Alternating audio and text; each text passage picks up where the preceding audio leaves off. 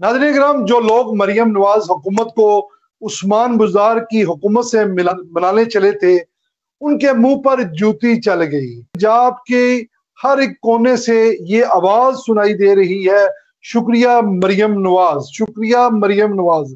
पंजाब की तारीख में पहली बार कर्जों को ब्रेक लगा दी गई। सीएम पंजाब मरियम नवाज ने साबित कर दिया कि अगर आप दिलो जान से मेहनत का जज्बा लेकर काम करें तो नतीजा आवाम के सामने आ जाता है। पिछले साल दिसंबर में पंजाब के ऊपर जो कर्जे थे वो 1708 अरब रुपए कर्जे थे, जिसमें 23 अरब रुपए कमी आ चुकी है।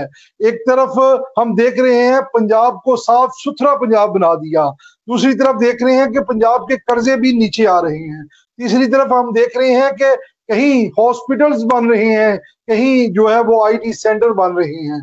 तो हर तरफ से यही आवाज आ रही है, शुक्रिया मरियम नवाज। इंशाअल्लाह पाकिस्तान की हिस्ट्री में मरियम नवाज का नाम सुनहरी हरूफ से लिखा जाएगा खिदमत के हवाले से।